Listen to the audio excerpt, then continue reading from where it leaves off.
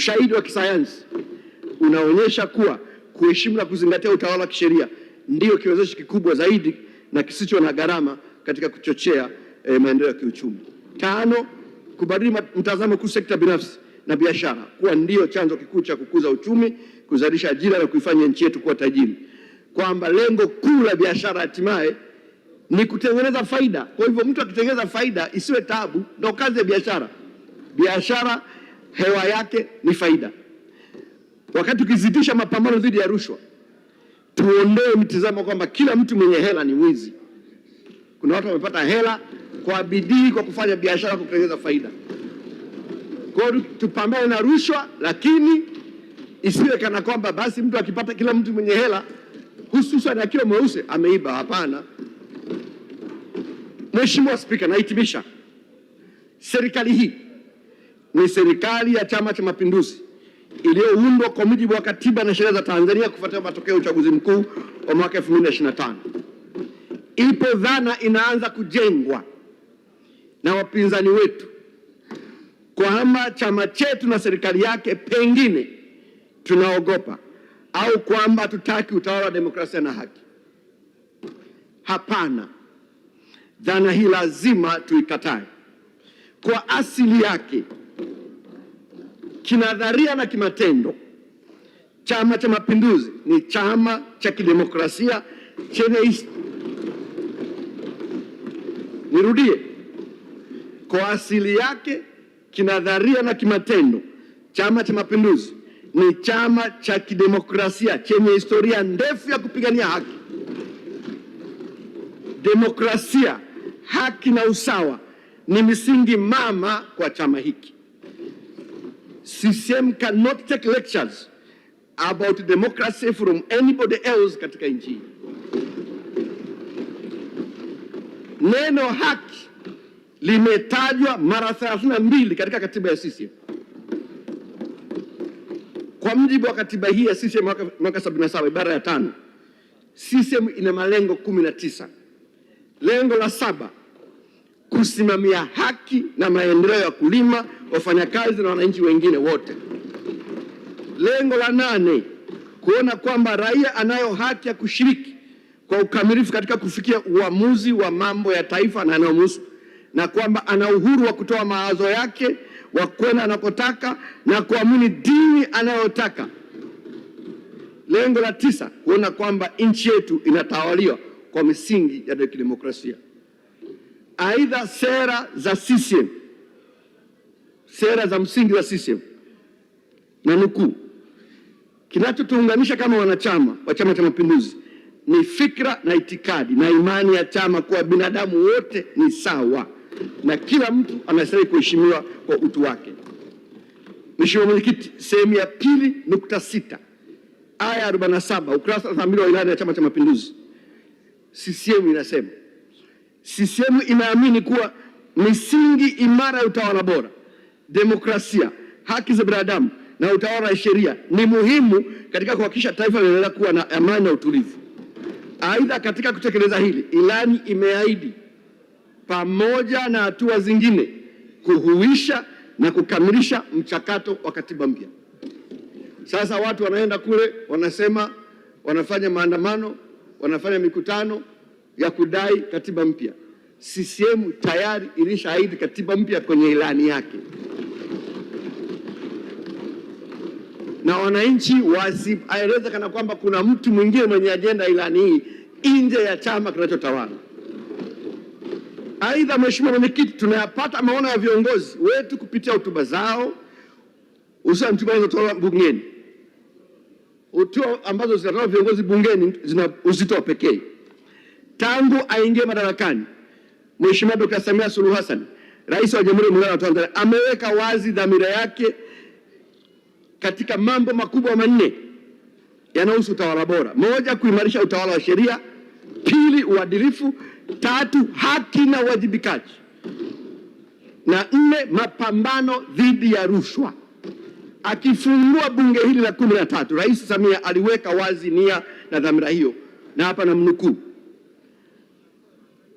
msingi wa mafanikio yote haya ni utawala wa sheria, uadilifu na uwajibikaji katika kila ngazi. kuanzia juu mpaka chini.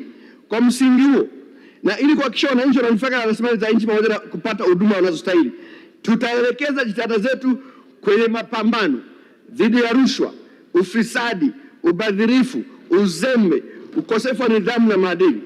Ni lazima tudhibiti wachache wanaotaka kudurudisha nyuma kwa kuongeza maslahi binafsi.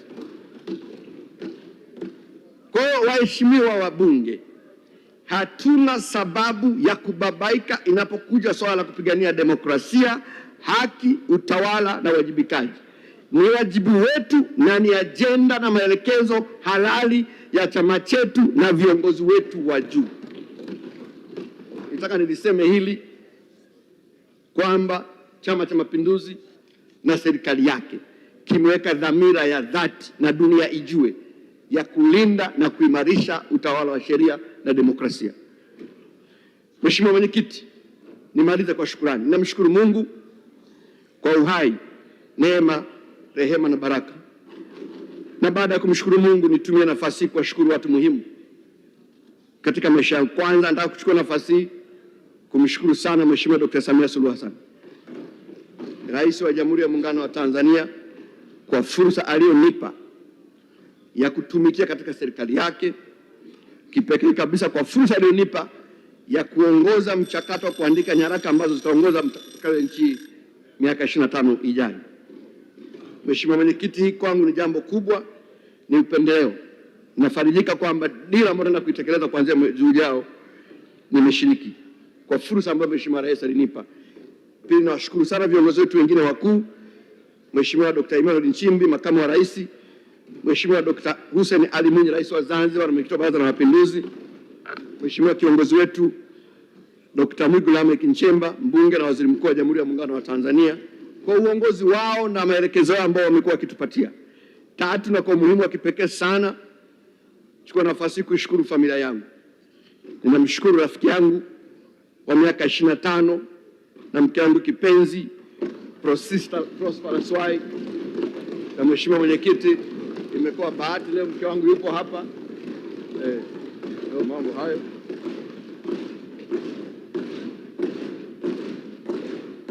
Barikiwe, asante sana. Yupo na wamekuja na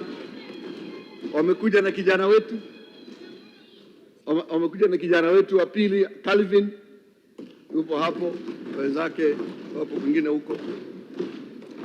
Mheshimiwa Mwenyekiti, tupo hapa tunafanya kazi kwa bidii, tunapata matunzo ya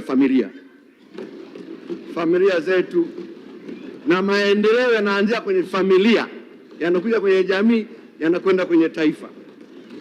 Namshukuru sana mke wangu ambaye kwa kweli sio tu mke, lakini rafiki mwema na mdau na mbia katika malezi na maendeleo ya familia yetu.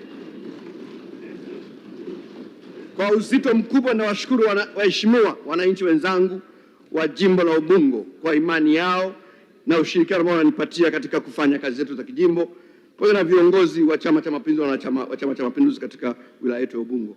Tano, ninawashukuru sana watumishi wenzangu katika ofisi ya Rais Mipango na Uwekezaji kiongozwa na Dr. Taus Kida, Dr. Fred Msemwa, makatibu wakuu hawa, ndugu Nehemia Mchechu, msajili wa hazina, ndugu Terry, mkurugenzi mkuu wa TISEZA, na watumishi wote kwa jumla. Silaha ya waziri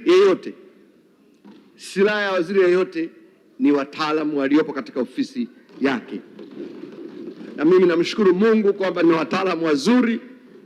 Mkiona tunawasilisha hapa mnatupongeza, nyuma yake wapo wataalamu chini ya makatibu wakuu hawa. Mungu awabariki sana.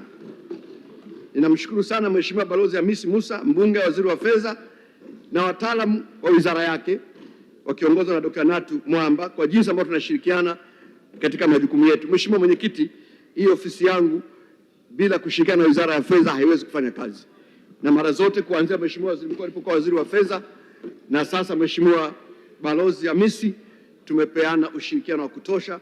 Mheshimiwa Balozi, nakushukuru sana na Mungu akubariki sana.